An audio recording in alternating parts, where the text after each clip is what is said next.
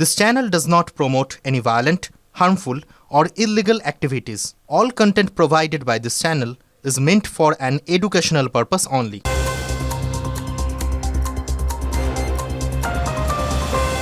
যুবভারতীতে মেসির অনুষ্ঠানে বিশৃঙ্খলা, এবার মুখ খুললেন মোদি। তৃণমূলের মতন একটা দলের কারণেই আজ পশ্চিমবঙ্গ লজ্জিত। তৃণমূলের জন্যই হাজার হাজার ফুটবল প্রেমী আজ হতাশ। সোশ্যাল মিডিয়ায় পোস্ট প্রধানমন্ত্রী। সেই পোস্ট দেখাচ্ছে এই মুহূর্তে আপনাদের। যুবভারতীতে মেসির অনুষ্ঠানে বিশৃঙ্খলা, এবার মুখ খুললেন প্রধানমন্ত্রী নরেন্দ্র মোদি। তৃণমূলের মতন একটা দলের জন্য আজ বাংলা লজ্জিত। তৃণমূলের জন্যই হাজার হাজার ফুটবল প্রেমী আজ হতাশ। সোশ্যাল মিডিয়ায় পোস্ট প্রধানমন্ত্রী। যুবভারতীতে বিশৃঙ্খলা নিয়ে মুখ খুললেন শোভনদেব চট্টোপাধ্যায়। অনুষ্ঠানের ব্যবস্থাপনা নিয়ে বিরক্তি প্রকাশ করলেন মন্ত্রী। মেসিকে উঁচু জায়গায় রেখে দর্শকদের দেখার ব্যবস্থা করলে এই ঘটনা ঘটতো না। মেসিকে জিপে চাপিয়ে গোটা মাঠ ঘোরানোর কথাও বলেন মন্ত্রী। সিদ্ধান্তের ভুল, পরিকল্পনার অভাবকেই দায়ী করলেন শোভনদেব চট্টোপাধ্যায়। যে হোটেলে উঠেছিল সে হোটেলের ডাইরেক্টর আবার আমার ছেলে হায়াতে, তার কাছে শুনছিলাম যে মেসি এয়ারপোর্টে নামার পর থেকে তার আশপাশটা সম্পূর্ণ ঘিরে রেখেছিলেন সবসময় সিআইএসএফ। 6 ফুট হাইট, মেসি আমার থেকেও হাইট কম। একবার মেসিকে একটা উঁচু মঞ্চের মানে যেহেতু তুলে দিলে সারা মাঠের লোক যদি একবার দেখতে পেত তাহলে এটা হতো না। এটা হচ্ছে ডিসিশনের ভুল, পরিকল্পনার অভাব ছিল। বাঙালির 12 মাসে 13 পার্বণ, তা সে দুর্গাপুজো হোক বা ক্রিসমাস, এবার দ্বিগুণ হলো সেই উৎসবেরই আনন্দ। চারুচন্দ্র কলেজের সামনে অনুষ্ঠিত হলো কলকাতার সবথেকে বড় ক্রিসমাস কার্নিভাল হ্যালো সান্টা।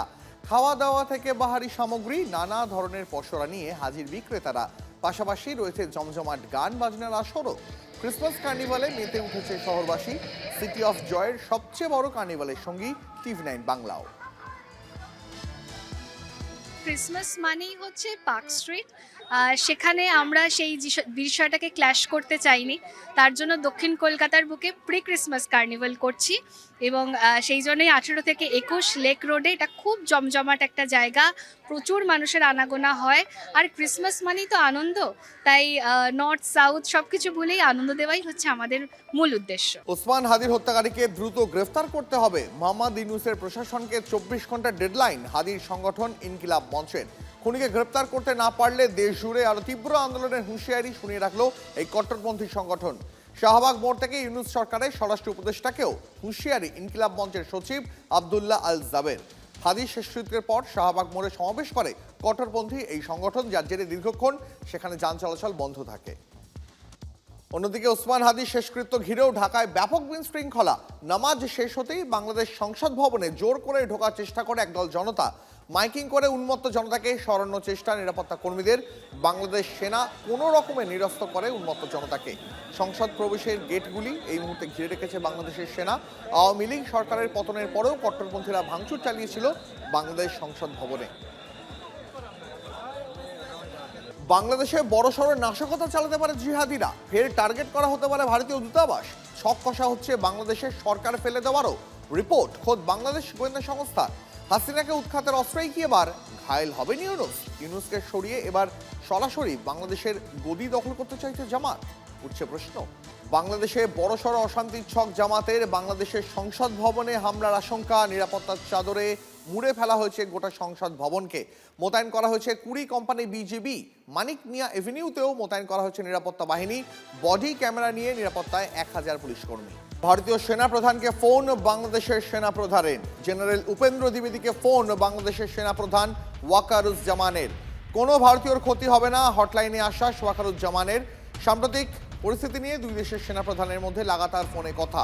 যে কোনো উপায়ে রক্ষা করা হবে ভারতীয়দের সম্পত্তি, আশ্বাস দিয়েছেন বাংলাদেশের সেনা প্রধান। ভারত বিরোধী ওসমান হাদির মৃত্যুর পর থেকেই চলছে বাংলাদেশ তুমি চিরদিন হৃদয় বেঁচে থাকবে। হাদির শেষকৃত্যে যোগ দিয়ে এই মন্তব্য অন্তর্বর্তী সরকারের প্রধান ইউনূসের গলায়। থানা থেকে বার করে দীপু দাসকে গাছে বেঁধে পুড়িয়ে খুন মৌলবাদীদের। ভারতীয় হাইকমিশন, সংবাদপত্র, বঙ্গবন্ধুর বাড়িতেও আগুন ভাঙচুর। বাংলাদেশের পরিস্থিতির উপর সর্বক্ষণ নজর রাখছে বিদেশ মন্ত্রক। সিনেকাইন্ড অ্যাওয়ার্ড আর 5টা ফিল্ম অ্যাওয়ার্ড নয়, এটি ভারতে আয়োজিত প্রথম পুরস্কার, যা পশু পাখিদের ওপর মায়া, মমতা, ভালোবাসাকে কেন্দ্র করে তৈরি হওয়া সিনেমা ও ডকুমেন্টারিকে পুরস্কৃত করে। কলকাতার এক 5-তারা হোটেলে ফিল্ম ফেডারেশন অফ ইন্ডিয়া ও পিপল ফর অ্যানিমেশনাল একসঙ্গে উদ্যোগ নিয়ে এই অনুষ্ঠানের আয়োজন করেছে। অনুষ্ঠানে উপস্থিত ছিলেন পশু পাখিদের জন্য লড়াইয়ের অন্যতম মুখ মেনকা গান্ধী, ছিলেন টলিপাড়ার পশুপ্রেমী তারকারা। কলকাতা থেকেই শুরু হলো এই ধরনের পুরস্কারের যাত্রা। ये बहुत सालों से मैं सोच रही थी कि जो फिल्म्स हैं वो पूरे देश के कल्चर को बदल देते। संस्कृति फिल्मों से आती है आजकल, तो इसलिए अगर फिल्म फैसला करें कि हम दया से काम लेंगे तो फिर बहुत फ़र्क हो सकता है देश में। कोलकाता मेरे लिए बहुत हमेशा एक स्पेशल जगह है। यहाँ के लोग सचमुच में बहुत दयालु हैं। মানুষের কথা সবাই বলে, কিন্তু এই অবলা প্রাণীদের কথা কে বলে? আজকে তো আমরা প্রকৃতি বা পশু পাখি সব বিলীন হয়ে যাচ্ছে।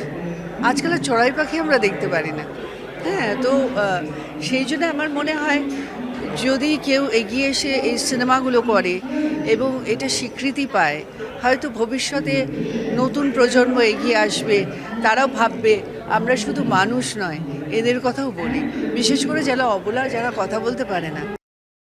এটা পুরস্কার না, এটা পুরস্কারের থেকেও অনেক বেশি বড়। এটা একটা ইনিশিয়েটিভ এবং জন্তু জানোয়ার এবং কনজারভেশন, ওয়াইল্ড লাইফ, এই সমস্ত কিছু মিলিয়ে এটা এই মুহূর্তে it's the most important thing. সবথেকে গুরুত্বপূর্ণ বিষয় যেটার প্রতি আমাদের নজর দেওয়া উচিত এবং তার অ্যাওয়ারনেস যত রকমভাবে করা প্রয়োজন সেটা করা দরকার।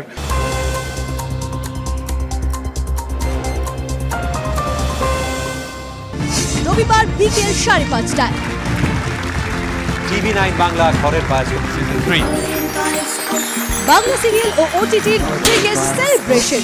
আপনাদের সাফল্যকে TV9 বাংলা উদযাপন করছে। Best actress web series, best director cinema, এই প্রতি আলাদা ভালোবাসা Subhashree. Blockbuster moments, unforgettable emotions. 55টা বা 60টা ছবি করেছে, তার মধ্যে 50টা ছবি সুপারহিট। সবচেয়ে বড় চাঁদের হাট, বাংলার সবচেয়ে বড় অ্যাওয়ার্ড শো। আমরা সবসময় আগে ছিলাম। We have that strong legacy. TV9 Bangla ঘরের বায়োস্কোপ অ্যাওয়ার্ডস রবিবার বিকেল 5:30টায় TV9 বাংলায়।